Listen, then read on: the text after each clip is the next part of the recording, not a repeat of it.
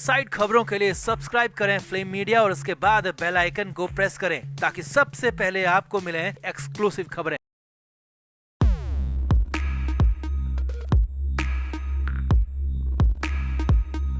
अल्लू अर्जुन की Pushpa the rise हो या फिर थलापति विजय की मास्टर, यश की केजीएफ हो या फिर प्रभास की बाहुबली, साउथ की ये ऐसी फिल्में हैं जिनके हिंदी डब वर्जन को हिंदी ऑडियंस से अपार प्यार मिला, जिसमें पुष्पा ने तो हर तरह के रिकॉर्ड तोड़ दिए। अब आलम ये है कि वहाँ के बड़े मेकर्स अपने सितारों को पैन इंडिया स्टार्स के तौर पर ग्रूम कर रहे हैं, यानी कि ऐसे स्टार जिनकी फिल्में पूरे देश में देखी और पसंद की जा रही है, ताकि आने वाले दिनों में न सिर्फ वहाँ की कई बड़ी मेगा बजट फिल्में हिंदी में भी रिलीज कर सके, साथ ही साथ बॉलीवुड का सालों से चला आ रहा साम्राज्य भी समेटा जा सके। इसके लिए साउथ सिनेमा बहुत बड़ी प्लानिंग कर रहा है, जिसका खुलासा खुद ट्रेड एक्सपर्ट श्रीधर पिल्लई ने किया है। पिल्लई का दावा है कि आगे आने वाले 3 साल बॉलीवुड के लिए बहुत क्रूशल होने वाले हैं। अगर बॉलीवुड कुछ क्रिएटिव नहीं कर पाया तो 3 साल बाद फिल्म इंडस्ट्री के नाम पर भारत में सिर्फ साउथ सिनेमा का राज नजर आएगा। पिल्लई ने अपने इस दावे के पीछे की ठोस वजह और कई कारण भी बताए, जिसे जानना भी जरूरी है।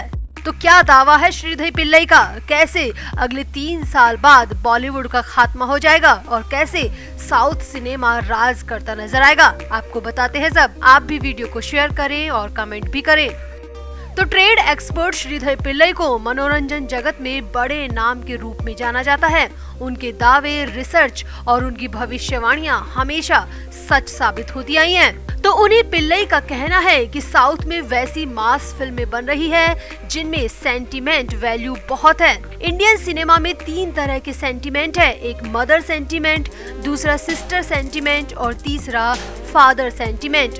और ये तीनों ही सेंटीमेंट बॉलीवुड से पूरी तरह गायब हैं। बॉलीवुड में अब वो दौर खत्म हो गया जहां माँ, बहन या पिता को ध्यान में रखकर फिल्में बनाई जा रही हैं। पिल्लई ने कहा, 90 के दशक से लेकर अर्ली 2000 के दशक में बनने वाली फिल्मों को उठाकर आप देख ले, वैसे सेंटीमेंट हिंदी फिल्मों में भी होते थे, जहां धर्मेंद्र से लेकर अमिताभ बच्चन, शशि कपूर के बाद मिथुन की फिल्मों में भी वो सब कुछ नजर आता था। तब के दौर के फेमस डायलॉग आज भी लोगों की जुबान पर रटे हैं, जैसे कि मेरे पास माँ है। माँ से जुड़ा ये सेंटीमेंट सिनेमा के दर्शक कभी नहीं भूल सकते। ये ऐसे सेंटीमेंट है जो दर्शकों को सीधा अट्रैक्ट करते हैं। मगर अब के बॉलीवुड में वो सब कुछ बचा ही नहीं। यहाँ सिर्फ लव स्टोरी और एक्शन है, जो भी रीमेक है या फिर कॉपी पेस्ट, यहाँ कुछ भी नया नहीं है।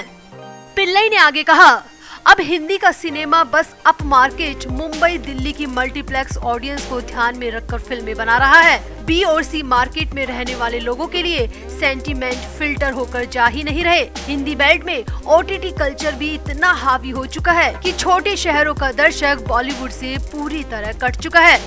पिल्लई ने कहा कि हिंदी फिल्मों का हीरो बहुत अप मार्केट हो गया है, वह अब अब्रोड से पढ़ा लिखा दिखाया जाता है, जबकि पहले की मास फिल्मों में ऐसा नहीं था। अमिताभ बच्चन, धर्मेंद्र, दिलीप कुमार पंजाब, यूपी आदि राज्यों के ग्रास रूट इलाके से आए हुए हीरो बताए जाते थे। ऑडियंस इनसे सीधा कनेक्ट करती थी, जबकि साउथ की मूवीज में अब भी वो सेंटीमेंट होल्ड करके रखे गए हैं। उसी दौर के फॉर्मूले से साउथ अब भी काम कर रहा है। साथ ही साउथ के हीरोज लार्जर देन लाइफ होते हैं। मास फिल्मों में उसी तरह के हीरो पसंद किए जाते हैं। फिल्मों में माँ का किरदार आज भी उतनी ही अहमियत के साथ दिखाया जाता है। चाहे आप पुष्पा देख लो या बाहुबली, माँ के हक की लड़ाई आज भी हीरो लड़ रहा है, तभी वो फिल्में सक्सेस भी हो रही हैं। पिल्लई ने कहा, हिंदी फिल्मों का हीरो रिच दिखाया जा रहा है, उसके कपड़े, लुक एनआरआई जैसे हैं, उसका फोकस सिर्फ गर्लफ्रेंड पर है। रणबीर कपूर हो या रणवीर सिंह, फिल्मों में यही सब कर रहे हैं। माँ, बहन और पिता का किरदार तो खत्म कर दिया गया है या फिर मजाक में उड़ा दिया गया है, जिससे दर्शक इनसे डिस्कनेक्ट हो रहा है।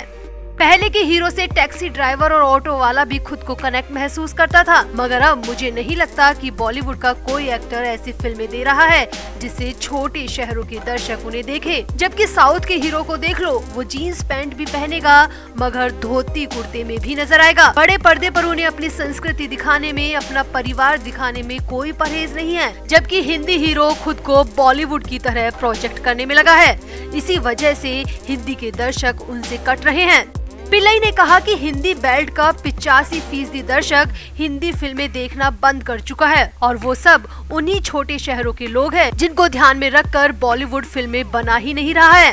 पिल्लई ने बताया कि आगे आने वाले 3 साल और बॉलीवुड के पास है, जिसमें चाहे तो वो नए प्रयोग कर सकता है और अपने 100 साल पुराने सिनेमा को बचा सकता है। और अगर ऐसा नहीं कर पाता, सिर्फ रीमेक ही बनाता है या सिर्फ हॉलीवुड की नकल ही करता रहेगा, तो बचा हुआ 15% दर्शक भी साउथ सिनेमा की तरफ रुख करने लगेगा। वैसे भी अब तमिल और तेलुगु लैंग्वेज में हर साल 200 फिल्में बन रही है, मलयालम में भी 150 फिल्में लगभग बन रही है, तो दर्शकों के पास अपनी चॉइस पूरी करने के लिए कई सारे ऑप्शन हैं।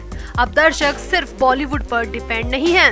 पिल्लई का दावा है कि अब साउथ सिनेमा के मेकर्स अलग स्ट्रेटेजी के साथ काम कर रहे हैं। अब तक उनका मकसद खुद को सफल करना होता था, मगर अब उनका लक्ष्य अपने आधिपत्य को बढ़ाना है। वो अब चाहते हैं कि हिंदी सिनेमा से बॉलीवुड के साम्राज्य का खात्मा हो और साउथ सिनेमा हिंदी बेल्ट में सबसे ज्यादा देखा जाए। इसीलिए अब भी वक्त है, अगर बॉलीवुड मेहनत नहीं करेगा, वहाँ के मेकर्स मेहनत नहीं करेंगे, उसी दर्रे पर चलेंगे, तो बॉलीवुड के लिए बहुत मुश्किल हो जाएगी।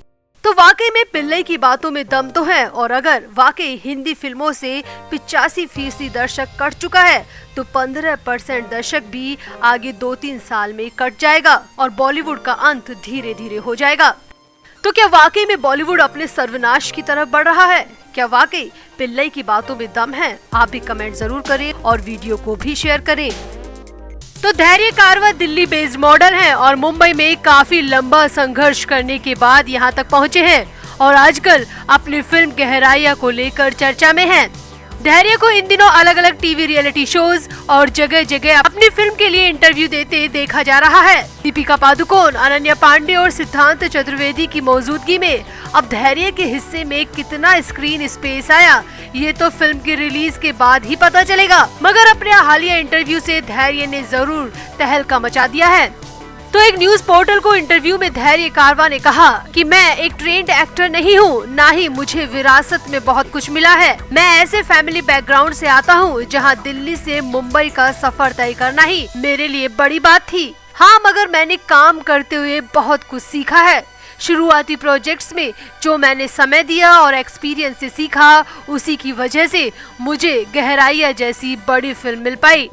आज जब मैं पीछे मुड़कर देखता हूँ तो मुझे समझ में आता है कि शुरुआती 2 फिल्मों से जो मैंने कॉन्फिडेंस अपने अंदर बनाया है, आज जो मैं एक्टर बन पाया हूँ, ये उसी की बदौलत है। धैर्य ने आगे कहा, बॉलीवुड बिजनेस का नेचर ही ऐसा है, ये आपका दिल बहुत दुखाता है। आप इस इंडस्ट्री में अपनाए जाने से ज्यादा रिजेक्ट किए जाते हैं। यहाँ के लोग आपको अपनाते कम है और रिजेक्ट ज्यादा करते हैं। हालांकि ये रिजेक्शंस कभी पर्सनल भी होते हैं तो कभी प्रोफेशनल भी, मगर कदम कदम पर रिजेक्शन का दर्द बहुत तकलीफ देता है।